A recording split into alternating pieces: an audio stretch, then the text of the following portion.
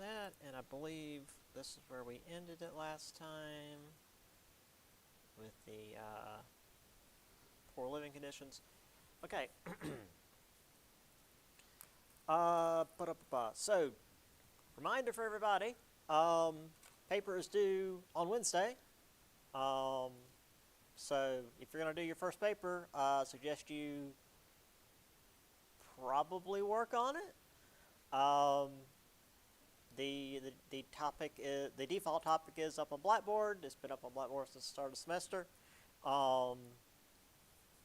If you're here in class with me, I'd like for you to, if you can, bring it in person, print it out and whatnot. We've got a, I've got to remember the orientation of the hallways. We've got a media center down that way. It's the big glass room on the other side of the big hall where you can print stuff out over there. I think Brent got the printer behaving. There was apparently something wrong with how all that was working. So hopefully it's working now. But if you can't, it's fine. Just email it. Yes. Totally fine. Yes. Yeah. I was gonna say if you have any issues, just email it to me at my FMarion account, riley.holt@fmarion.edu. And for all you online folks, please send it to me via email. And again, for the love of God, send it as some kind of attached text document. Microsoft Word, some kind of like PDF document, something that I can open easily. Like I said, I've had students send me I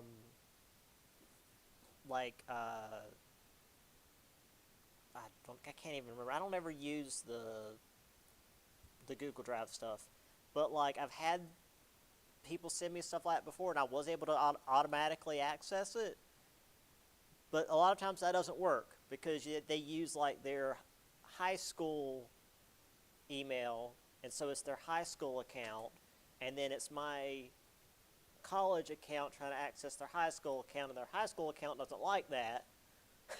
And I've got to go through all this stuff of like sending them a request for permission, and they're already off doing something, they're running around the woods, whatever y'all do nowadays. Setting fires, apparently. And yeah, so just make it so I can get your paper like right away so that I can grade it and be done with it. Because we have next week off. And by we, I mean me. I'm not going to be here next week. Because I'm very tired. So I'm going to spend next week hopefully grading papers. We'll see. And obviously we're not going to be having class. I don't know about your other guys' classes. I can't speak for that. But next week is Francis Marion's spring break. So your Francis Marion classes should be out next week. But again, they just sort of let us do whatever, so I don't know which other professors will be doing. That's all I got. Any questions? Okay. Again, I do drop one grade, so like if you've been busy with other stuff and you are like really panicking on this first paper and you can't get it done, that's okay. But I strongly suggest that you be confident in your tests so far and for the rest of the semester and do your second paper, because that means nothing's going to be dropped if you drop this first paper. And I have also had students who have done really well on their tests and then done neither paper, and they pass, but they don't get an A for the class. I'll say that much. I think without both papers, it ends up dropping down to like a C.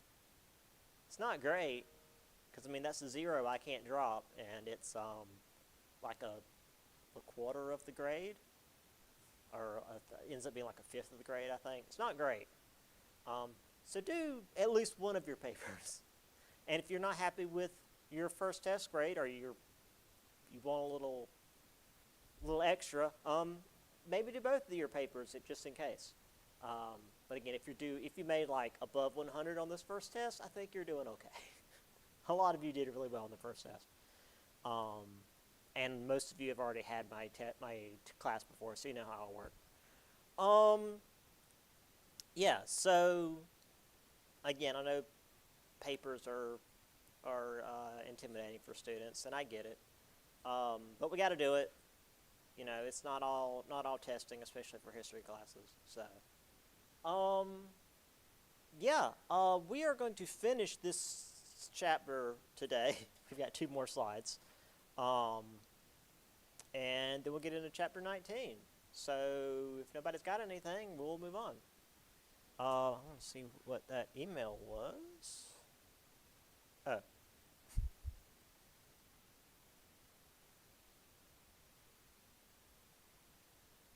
Did I not send you the thing? You did. Oh. Was it? Saying, like, it was the PDF on that one. Oh, I'll get it after. Okay. Yeah. I was gonna say, I was like, I wrote it and I sent it, or did I hallucinate that? Okay. Okay. Right. So we got to this last time. Poor conditions, cholera, typhoid, yellow fever, besides, the fires. Running water is what you need for that. Obviously, running water is very important. For example, actually, this is a good callback to what I battle every day. If you ever have cats and they turn the water over all the damn time, or they're constantly getting in the sink, a lot of animals, but cats especially, they won't drink out of stagnant water because, like, the instinct is stagnant water is dirty, you'll get sick and die. So running water, like out of a sink, or like the little cat water fountain I bought my stupid cats, is clean. I mean, it's got a filter and everything, but my stupid cat still knocks it over because she's an asshole. But point being, running water is very important.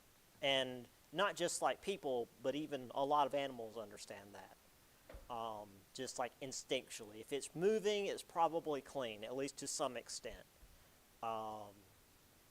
If it's a stagnant puddle, you don't mess with that. Even traffic, as we mentioned, because so many horse carts meant so much horse manure. And then the crime, because, well, lots of people living in cramped spaces without any money, and you gotta do what you can to survive. I mean, we all think of ourselves, I would assume, as, good people. But when you, and especially your family, are starving to death, I mean, you might be able to be like, oh, well, I'll just get by. But when you've got children that are like crying because they're in pain from starving, you will go out and do whatever the hell you need to do to help to keep these children alive. If you got to shank somebody, you'll shank somebody. So, we talk about, oh, crime, it's so terrible. It's like, it's people trying to survive. Now, granted, a lot of times it will go beyond that, and you get, far greater levels of crime. But, like, when it's this low-level stuff, when it's people stealing just to survive, it's survival. Anyway, again, I really like this because it's just like 12 different fonts on one big poster. Trying to get rid of cholera, which is mostly just like, don't drink dirty water. But again, back then, it wasn't totally understood. There was also this whole thing of, also the kids playing with the dead horse in the road. That's great. Also this belief that, like, germs came from dirty air. But again, this miasma idea. There's just like this cloud of bad air, and there's different ways to get rid of it. Um, for example, you burning fires to try to destroy the bad air. And then, of course, that river in Ohio. Um, I looked it up over the weekend, but it's like this long name, and I cannot remember how to say it. But yeah, the one that caught on fire 12 times. Good stuff. And then, of course, the rough neighborhoods and whatever's going on here. And people getting murdered a bunch. And then, of course, your gangs that were showing up. All right. So when it came to the cities, if any of you have taken my, like, let's see, what class was that? 103. It's like early Western civilization. We start, like, literally with Mesopotamia, like way back. But in the Middle Ages, when cities became a thing, they weren't under the control of, like, the baron or the noble that normally had control of, like, the farmland, or really even the king that nominally had control over the nobles. So sort of the same thing here, where the cities kind of ran themselves. The federal and state governments let the cities do their own thing. But the mayors who were supposed to be running the cities actually also didn't have a whole lot of power. There were all these private companies that ran things that all had, like, duplication and competition of, like, the same service. So to use an example, 1890 Chicago had 11 branches of government, all that were competing with one another. To use an example, let's say you were opening a business and you needed to apply for a license for whatever the business was. I mean, or let's say a restaurant, and you needed a liquor license because, the prohibition hasn't hit yet. Because that's the thing that you need. Well, you have to go through whatever group. But because of, where's my mouse go? Because of all of this, you have to go through, like, 3 separate groups and pay 3 separate license fees from 3 separate parts of the city, because they're all doing basically the same job, and it's a pain in the ass. Like today, dealing with city, state, federal government, anything is a pain in the butt. I mean, if you guys should at least have at least gone to get your driver's license at least once. That's a pain in the butt. There's a whole lot of sitting around and waiting. This was worse because you didn't just go to one place and get it done. You had to go to multiple places because they were all fighting with each other. So this led to the political machine, where all this crap was pulled under a single authority with a boss at the top. And, well, we'll get to that language. So these organizations would practice a form of limited welfare. They'd pass out turkeys on holidays, coal during the winter, shelter and meals if a tenement burned down, which was not uncommon. The bosses themselves would attend barbecues, picnics, christenings, bar mitzvahs, weddings, and funerals. And some immigrants, like the Irish, even got some upward mobility by working with the political machines. So the political machines, the political machines themselves were, they were put into place by the people, so they had to keep the people on their side in order to remain in power. That's why they had all of this. They would keep the people on their side because, if you, again, we'll get to that in a minute. I've got pictures for all of this, like I always do. And again, as I said, local businessmen, Um, the political machines would help them cut through all the red tape, which, as I said, often overlapped. So if you needed to apply for some kind of license, rather than going to 4 or 5 different freaking places and paying 4 or 5 different freaking fines, you just went to the political machine, to the boss, and talked to him, and he got it taken care of for you. Now, while this applied to legitimate businessmen, it also applied to those that dealt in vice, because, well, they all paid the same. And, well, actually, those dealing in vice tended to pay more. So if you had people who were doing, under-the-counter gambling, or once prostitution hit, rum running, it was good to know people higher up.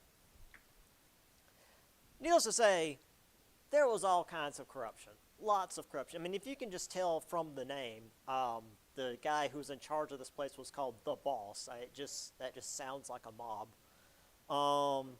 Voter fraud. They use the graveyard vote, where they go into graveyards and take names off of headstones and then put the name on a ballot. Phoning names in businesses to funnel funds. Yeah, they weren't that much above just like the mafia bosses that were in the cities as well. The only difference was they were elected. And then once they got into power, they used that power to enrich themselves. Man, good thing that's not a thing anymore. Speaking of,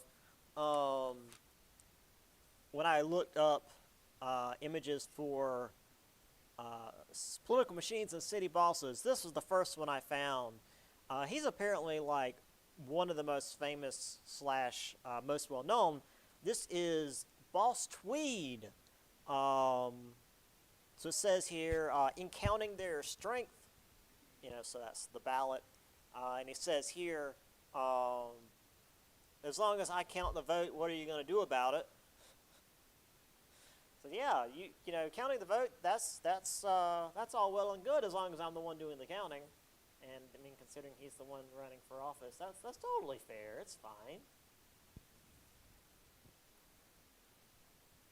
Clearly, this was a really common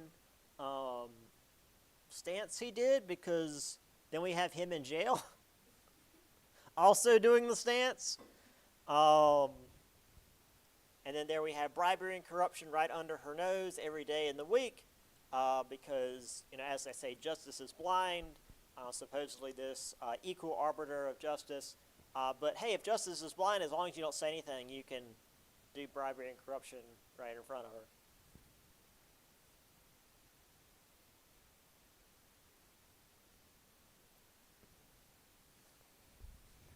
Here is just another slide I blatantly stole off the internet.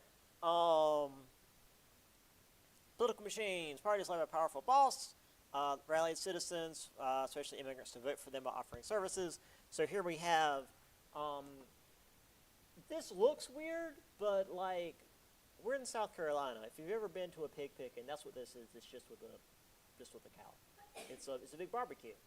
It says on here, Tammany Hall Barbecue, 1884. Also, if we had any people in here that were native New Yorkers, the word Tammany Hall would make them cringe, because that is that is the same level as Boss Tweed in terms of a synonym for corruption in New York. I mean that means the same to New Yorkers as Benedict Arnold means traitor to everybody else in America. But yeah, so if you're a poor immigrant and the political machine says, hey, we've got this big barbecue and you can come and eat for free, you're probably going to vote for these guys because you got a meal for that day. And it was really good. I mean, it's good quality meat. Here's that first image, larger. So you've got the party boss here. handing out special privilege franchises, immunity from arrest because, working with maybe not so upstanding citizens. What's that? Police, protection. Yeah, all sorts of fun people he was working with. Now, in response to that, and all of this, we have urban reformers. So they saw all of this corruption, these people who used the poor treatment of the poor, what's the word?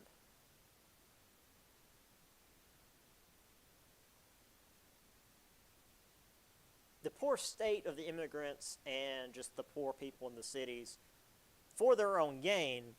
And we're like, hey, maybe rather than take advantage of these people and use them to get more power, let's fix the root of the problem.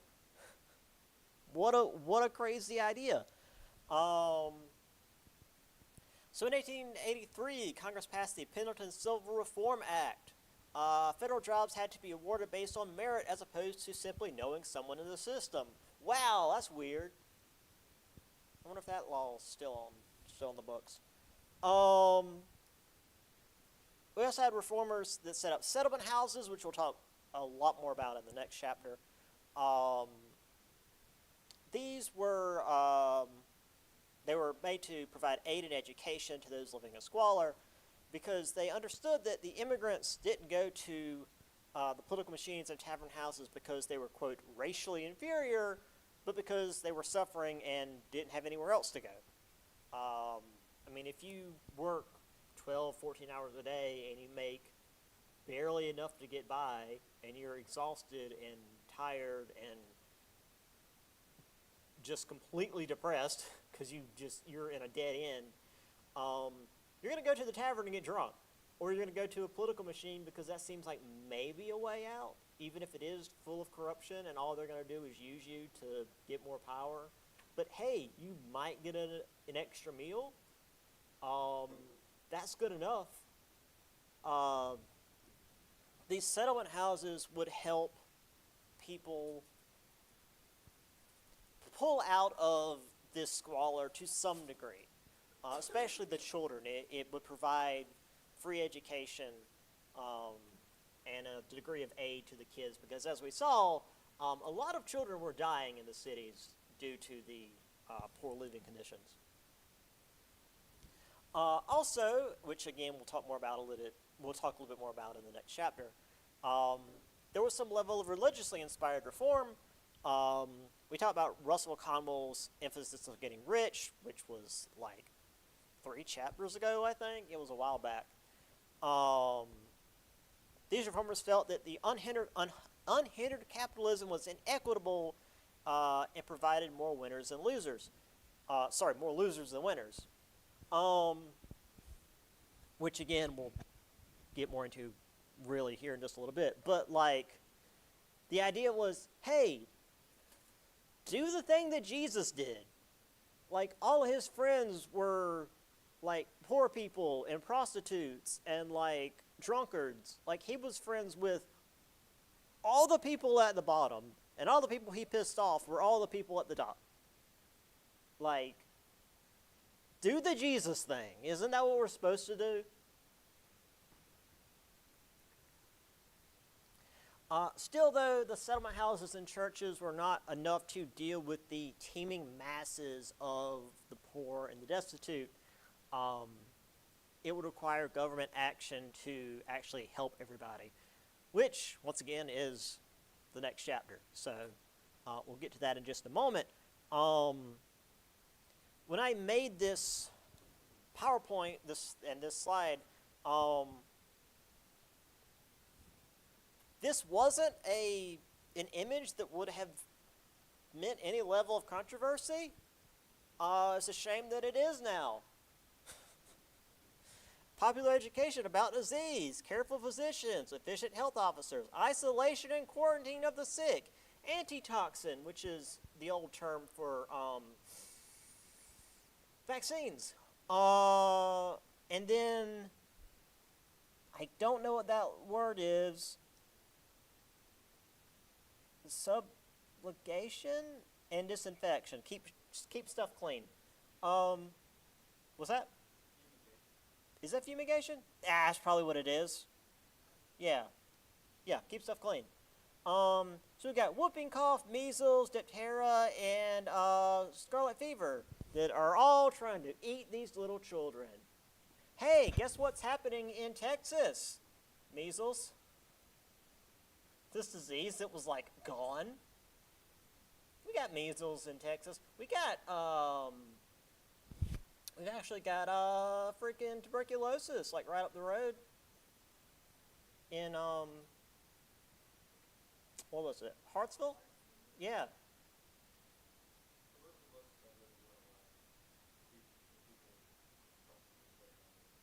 Yeah, but it's coughing up blood.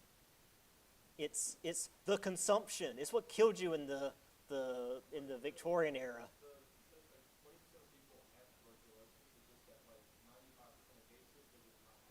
Right.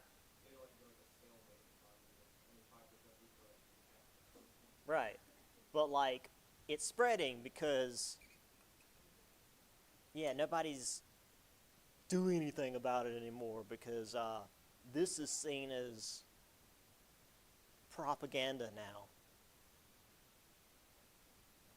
By literally our head of medicine, or whatever the hell he is, Mr. Brainworm. Anyway, this is a settlement house. We'll talk more about this a little bit later.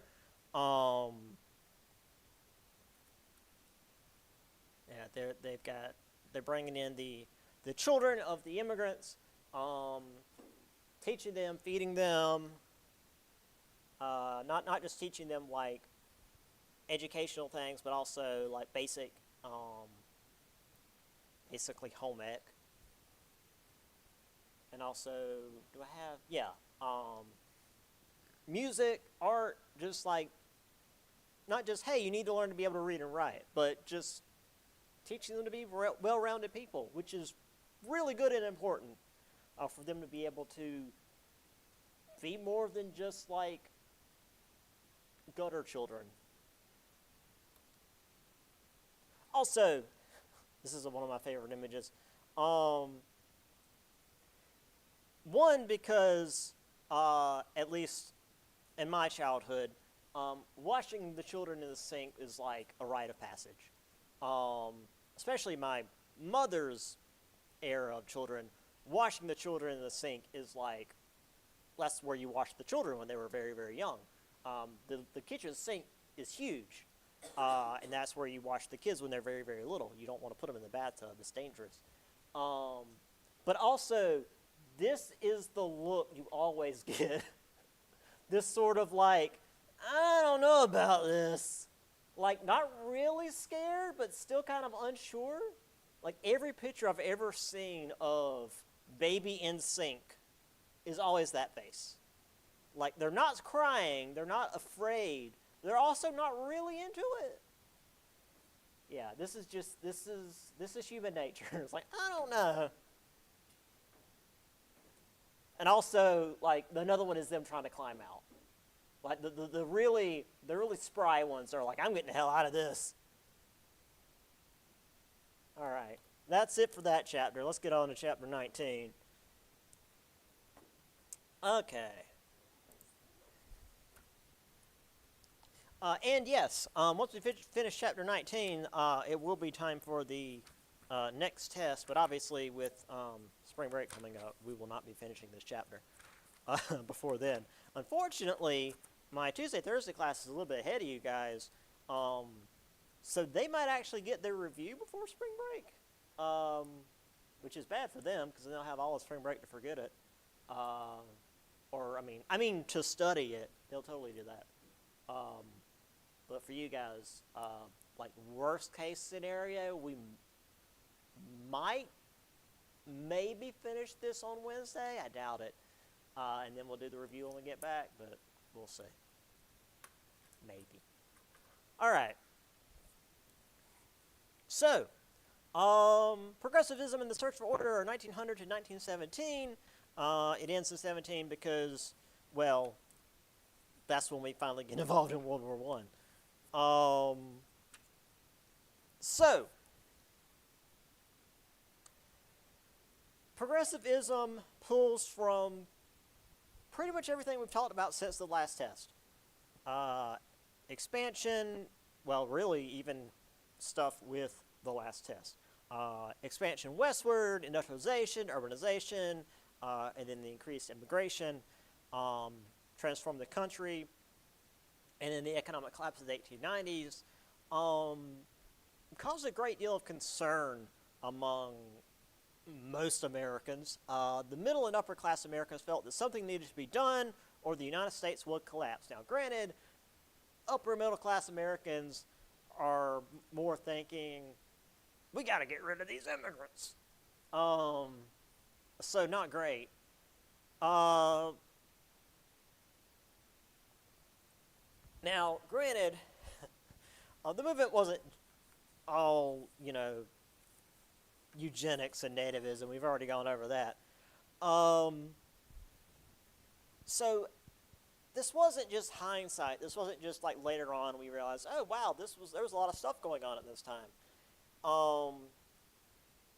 There was a progressive newspaper in 1912 that wrote, "The world moves and we have to move with it. So with all that is going on with politics today is evolution and not revolution," which is to say, it's a gradual change and movement forward, not a scary break with the old that is potentially violent, because revolutions tend to be violent. That's what a revolution is. Evolution is a gradual move forward. Not something that you can really fight against, but it's better than a revolution, which again is a sudden change that often results in people getting hurt. And going back to the end of the last chapter, or the chapter before last, progressives inherited a lot of the progressive ideals, the populist ideals. Bleh. As I said, put a pin in that. We're going back, so here's the populists one last time. They went against the ideas of laissez-faire, wanted to reduce the power of monopolies. They wanted to push an income tax, which would get rid of the tariffs, because as we've said many times, tariffs are dumb and bad. However, populists were more concerned with rural America, which is to say the people living in cities.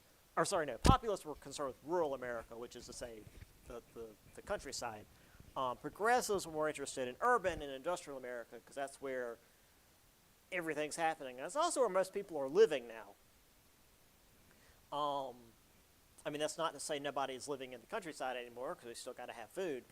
But most of the squalor and the concern of the era, or at least of the progressives, is in the city. Again, we just had literally the last two chapters, or especially the last chapter, was all about the cities and how bad they could be.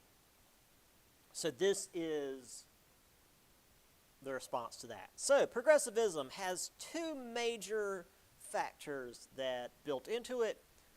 We've got pragmatism, which is this belief that absolute truth was not an absolute doctrine, but could be found through experience. So ideas were from, practical consequences, and progressives were skeptical of rigid dogma and relied on human experience. Basically, their ideas were decided whether they were good or bad based on how much good they could do. That's what pragmatism is should I do something, how much good will it do? Rather than dogma, which is typically seen as the realm of the religious, again, especially like Catholicism, whereas like this is something that's been tradition for like hundreds of years, and this is what we always do. It's like, okay, but why? Like, who does this help? Why are we like, to use, if we really want to go back, it's like, why are we, sacrificing the goat on the pyre? Like, who does this helping? We're not even eating the goat. Now that said, this wasn't an anti-religious movement because there was religious inspiration as well, such as the social gospel. Walter Rauschenbusch wrote Christianity and the Social Crisis, which is, like I said in the previous chapter, he wanted Christians to embrace the teachings of Jesus, particularly the ethical obligations for social justice, and to put those to use by working among the poor, which, to put that into simple language, do Jesus stuff. That's what he did. Again, we're in South Carolina. It's hard to get away from Jesus stuff. I mean, I was raised like literally in like a Christian school, so like that's just most of what I learned growing up. But like Jesus was like a communist hippie at the end of the day. It's like, be good to your fellow people. Overthrow the man.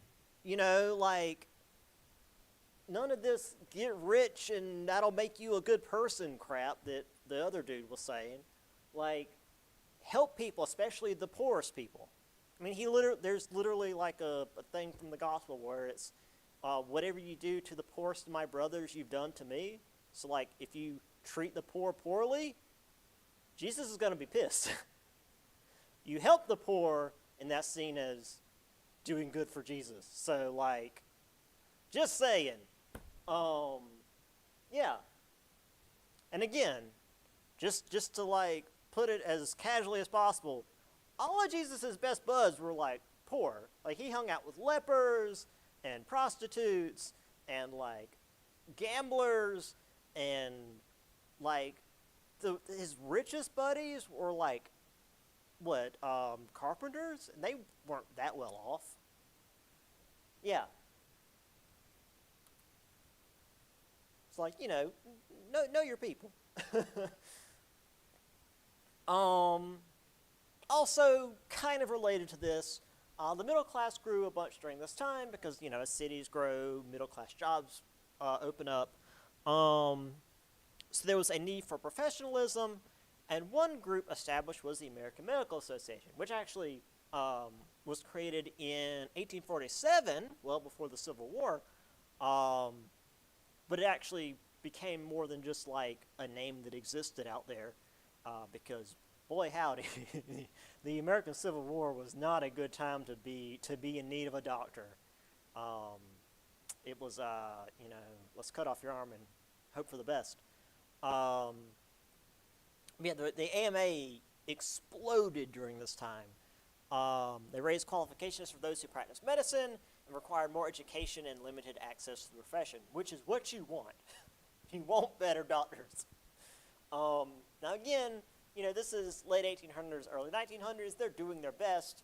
But I feel like we are starting to get to the beginning of like germ theory. The idea of, we saw in the last slide, fumigation, disinfection, like, try to keep stuff clean. Again, going back to the Civil War, they accidentally sterilized their stitches when they were stitching people up. Or not their stitches, the thread, because when you're on the battlefield, there's not a lot of thread to go around. So what they would use for stitching people up was horsehair, the long, for the manes and the tails. But horsehair is curly, and that don't work so well for sewing people up. So they would tie a bunch to a stick and put it down in some boiling water. Boiling water kills germs. It also straightens the hair out, but they didn't know it was killing the germs, and they would sew people up, and it would not get infected like most other wounds. Now, granted, it would get infected to some degree, but not as bad as most other wounds. And they didn't realize that they were actually like disinfecting the horsehair. So yeah, that sort of thing. So here we have, to furnish outlet for to furnish outlet for just and wisely directed social energies inspired by teaching in the churches and by the study of social problems in the colleges. So that's literally what we just had, both pragmatism and social gospel. I was going to say, what was the term they had? Yeah, so it's using, again, Jesus stuff. I don't know why I'm using that term now. And pragmatism. So here we have, I think this is early, I think that's Jane Addams. This is Jane Addams. She's the one that started the settlement houses. Again, we'll get more into her in just a minute. Very, very important lady. Gotham Court, which is just, Gotham was the term for like the darker parts of New York City.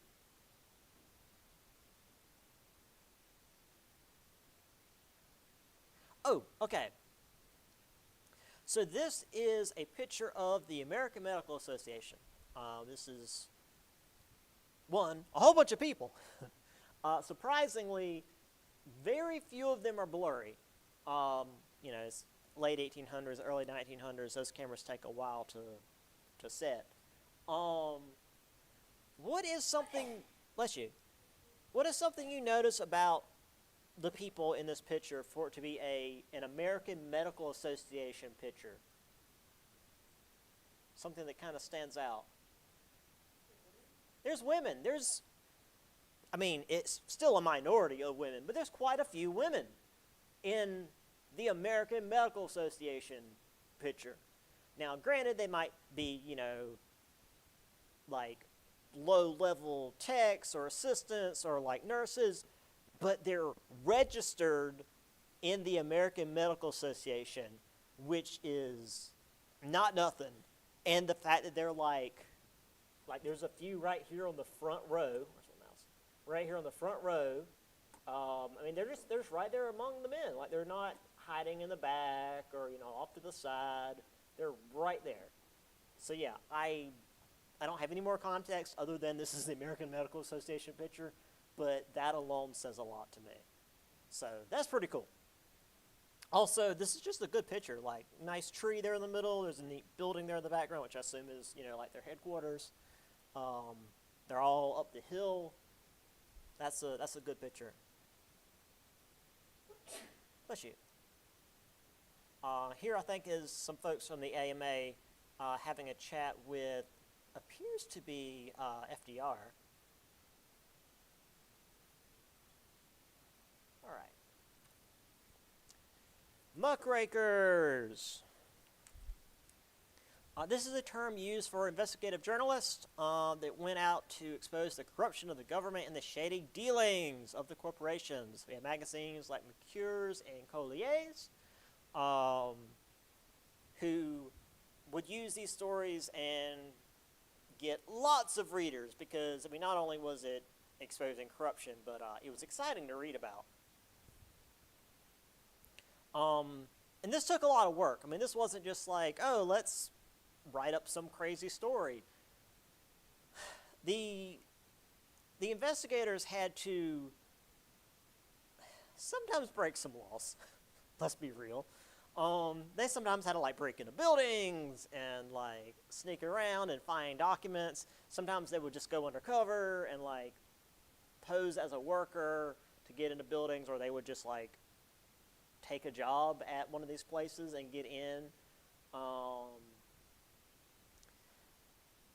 There was a sensationalist appeal which informed and aroused the middle-class readers. And aroused here meaning upset them when they're finding out all this stuff's going on. So, for example, in 1902, we have Ida Tarbell discussed the ruthless and dishonest business practices of the Rockefeller Family Standard Oil Company, which is probably why we all know him as the soilless monster today. Lincoln Steffens wrote on the machine bosses of the large American cities. And here we have Ida B. Wells, brought the horrors of the lynching of African Americans to the forefront of many readers' minds. We will come back to her a little bit later. Others uncovered fraudulent practices of insurance companies, child labor, drug abuse, and prostitution. Ironically, the term muckrakers came from the progressive president Theodore Roosevelt.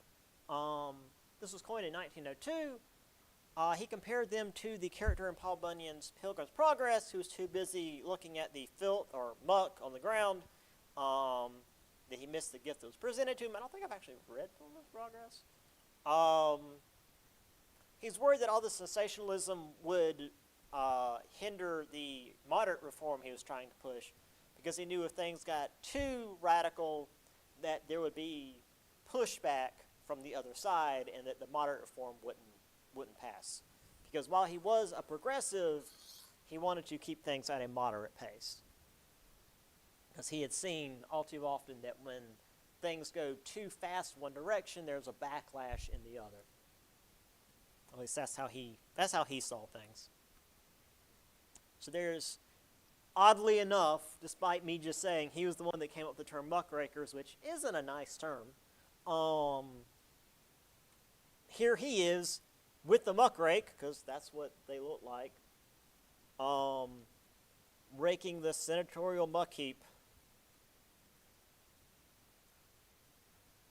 Here is him with the meat scandal, which we'll talk about in just a minute. Right. So we have McClure's Magazine, Pittsburgh, A City Ashamed, Lincoln Steffens, exposure of another type of municipal grafting. Pittsburgh differs from St. Louis and Minneapolis. Graft is just corruption. End of the world. Okay. Powerful story, yet scientific prediction. Okay. Ida B. Tarbell on the something and tactics, which brought the famous oil. Yeah. Okay, so that's about Rockefeller. There's McClure's again. Labor Boss, Trust New Tool. So, about labor bosses, New York by Lincoln Steffens, The Truth. Oh, right. Who knows what radium is? Yeah, my previous class, somebody raised their hand. I said, well, does anybody know what know what it sounds like? It's like, well, it sounds radioactive, and it sounds bad. Like, that's all you need. So, yeah, that sort of stuff. So, radium, it's radioactive, and it glows. Well, people back then knew one of those things. So they had people, and by people I mean young women, because they could pay them less, to paint radium on the big clock towers on the like the hour hands, so they would glow at night, so people could see the hour hands on the big clock towers. They were called the Radium Girls, and then they all died of like horrible cancers later because of the radium. So I guess here we have Cleveland Moffett. Okay. Discussing that's not a good idea. Yeah. Thanks, Cleveland Moffett. Here is the Triangle Shirtwaist Company fire with a rather horrendous illustration there in the front. You've got the tower all bent over and burned and the people laying in the street. Who is responsible? Woman tells of fight for life at bar doors. I mean, this is all clearly, fire trap, victims burn. This is clearly meant to catch your eye, which, to be fair, we all watched the thing on the Triangle Shirtwaist Factory. It was that bad. This isn't being dramatic. Who Shred the Jungle? Yeah. Those of you that haven't, don't read it while eating. It's about a meatpacking plant. Now, granted, it's fictional, but it's about meat packing plants in the United States at this time, which had no safety regulations. So if you lost a finger or hand, you lost a finger or hand. Also, it went into the meat typically. So, oh well, more protein for whoever is getting that canned meat. Also, there was basically no sanitation in these places. So there was what they called tainted meat. Yeah, that. The meat was poisoning people. And once the jungle came out, Europe refused to buy any more meat from the U.S. until we put regulations in place, because they didn't want meat coming from the U.S. that would poison them and/or have human meat in it. They weren't cool with that. So thanks to this, we had to make our meat less deadly. I do like that. If you look at regulations today, between America and Europe, is still oh, you can only have this much cyanide in your baby food. And it's why is there any cyanide in the baby food? And there's all these food colorings that are oh, above this much it's toxic, and then over in Europe it's you can't have it at all because above that much is toxic. And America's yeah. I'm just saying. All right, let's get a little further on. Oh, who's texted me?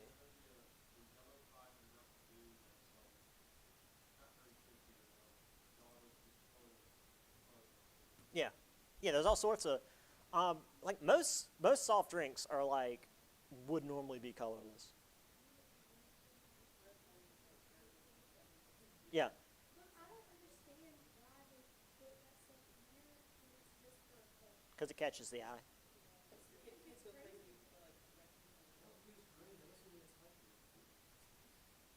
If you're walking past things on the shelves and there's bright green and colorless,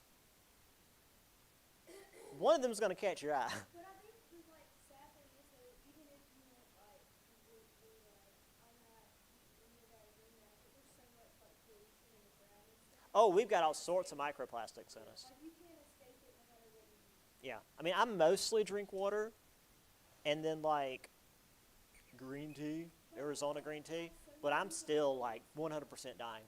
One in 5 people have cancer now to not relate 100 breathing. Oh yeah.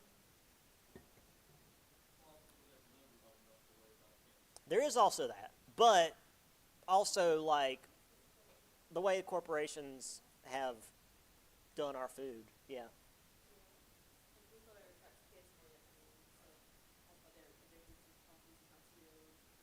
And then also all the steroids they put in meat.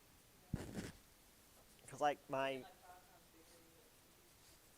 mom's oh, because my sister's daughter has reached puberty very early. And my mom's this doesn't seem right. I'm yeah, you not think about all the hormones they put in the cows and chickens now?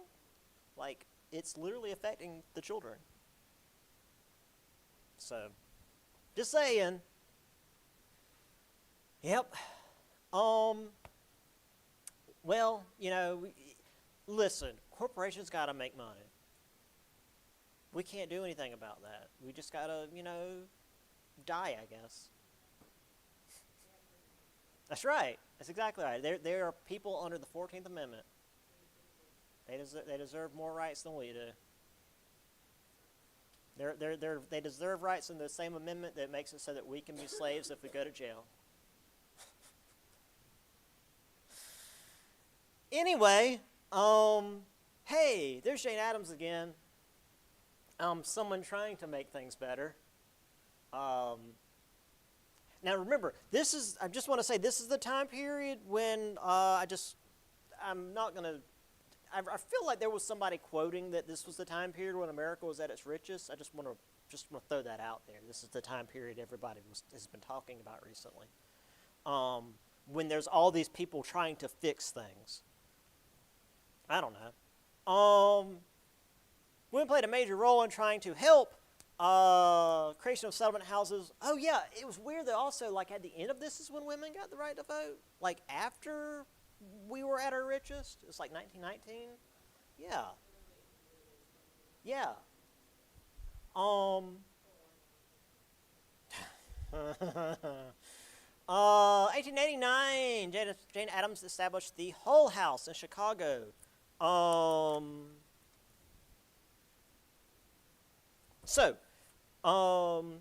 Jane Addams, daughter of a wealthy businessman, had toured Europe after graduating from a women's college in Illinois.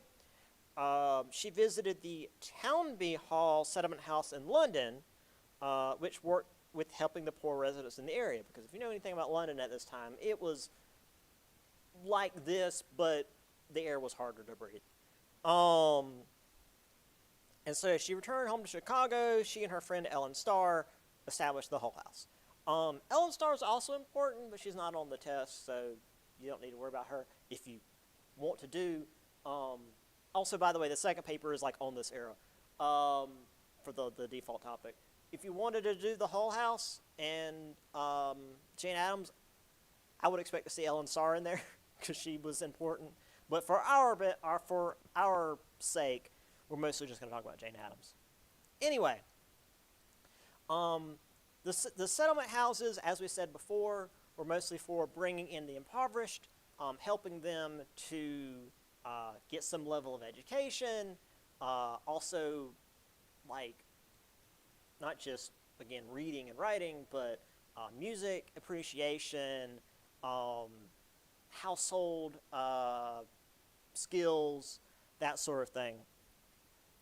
Many of the women who worked here and established new settlement houses, it wasn't just the Hull House.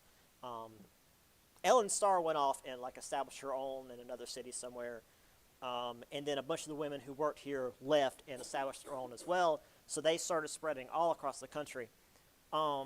They were college-educated women who were shut out of male-dominated jobs, because again, this is the Gilded Age. Adams called on these women to take up, quote, civic housekeeping, to protect their households from the chaos of urbanization and industrialization by attacking the sources of that chaos at their root. Which is to say, let's stop the chaos of urbanization, because most people could agree that things were getting chaotic, not by, like, let's get rid of the immigrants, but by, like, let's make it so that people aren't desperate and aren't starving and aren't impoverished.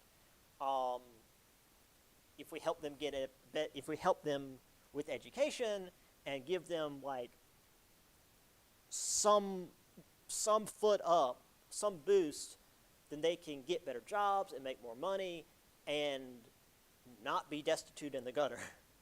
And this can not only help them, but then it'll help everybody, because we don't have a bunch of people shanking each other in the street trying to survive. It's good for everybody. These clubs began working in the political sphere. This was brought together under the General Federation of Women's Clubs in 1890. They believed that men were distracted by politics and business. So women had to take up civic duties, which is to say, keep the cities from catching on fire, I guess, both literally and figuratively.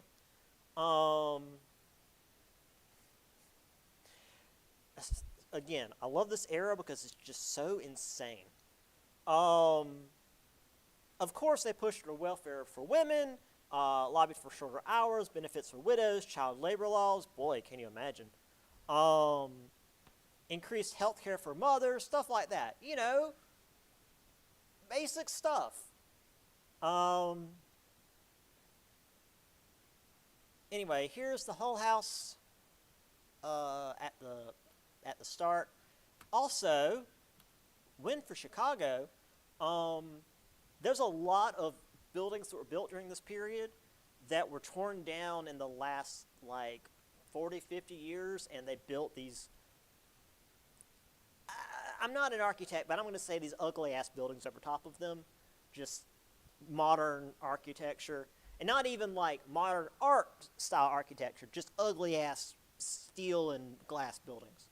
Well, they were going to try to do that here, and the citizens of Chicago were pissed, and they rose up and were like, "You're not taking down the whole house," and they basically forced a vote over it, and it won like something like 80 or 90%. Like, the people of Chicago were pissed that they were going to try to knock this thing down. So it's not the full whole house. It seems like they took the wings down. But like the main hall is still there, and it's a protected historical monument. So you can go see the whole house still in Chicago, which is cool. Obviously, they've got the ugly, steel and concrete buildings behind it, but it's there now. It's a historical protected landmark, which is great. I mean, I'm something of a historical preservationist. I mean, as a historian, you kind of have to be. I can't be too much of one because then I'll be depressed, more so than I am. But it's depressing being a historical conservationist, especially in America.